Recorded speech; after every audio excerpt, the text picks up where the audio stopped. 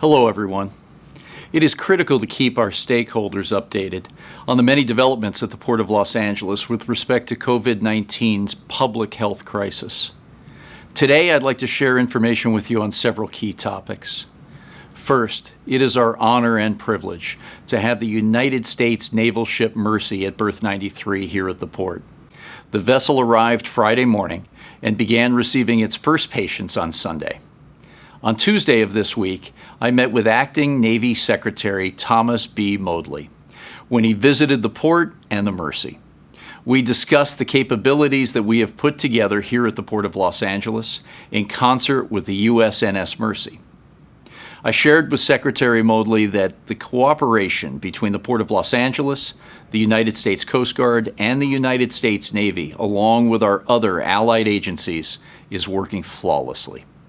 This exemplifies the great strength of our Navy, port, and host of other agencies working together to help provide hospital-level care for non-COVID patients in the greater Los Angeles area. In turn, our local hospitals can focus on the COVID-19 crisis. We will continue to work with the U.S. Navy and our other partners as long as necessary on this critical effort.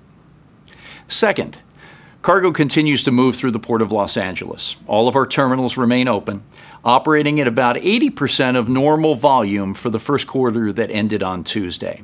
The difference being that China's manufacturing community is not quite up to full capacity yet. We've had two shocks to our supply chain system. First, the trade war between the U.S. and China, and now the COVID-19 pandemic.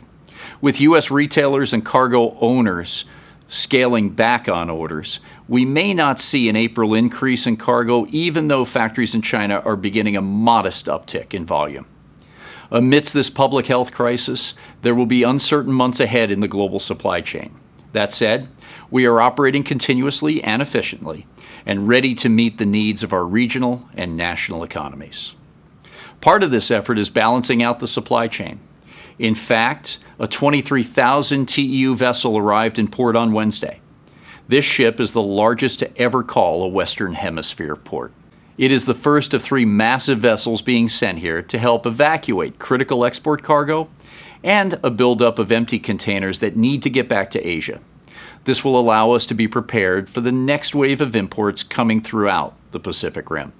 You may have also heard that Los Angeles Mayor Eric Garcetti this week assigned me additional duties as the city's Chief Logistics Officer. I will continue in my role as the leader of the Port of Los Angeles while taking on this new job concurrently. I will work from my office here at the port and will not miss a beat with respect to the daily needs of our operation.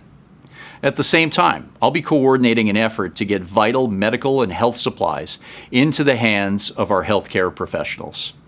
Through this city-led initiative called Logistics Victory Los Angeles, or Love LA, we will work with major hospitals in the greater LA area to help source and procure critical medical supplies they'll need to fight this pandemic. Along these lines, I have an urgent plea for all of you. There is a critical need in Southern California for N95 masks, isolation gowns, ventilators that are both intrusive and non-intrusive, IV drip apparatus, and other medical supplies. We are trying to move these supplies as quickly as possible to our hospitals and healthcare providers. If you can offer these supplies or other assistance, please email us at lovela@portla.org. Again, as you see at the bottom of our screen, the email is lovela@portla.org. There is obviously much synergy between my two roles, and I look forward to working in this new area while continuing all of my duties here at the Port of Los Angeles. In closing, I want to thank you for your continued partnership and interest in the Port of Los Angeles, and a special debt of gratitude to our longshore women and men who are on the job every day. When we had to jump into action to find cleaning solution to make sure our equipment was sanitized and our communications device clean, we delivered. And that's part of our commitment to you as America's port. I look forward to updating you again in the future. Stay safe, stay healthy.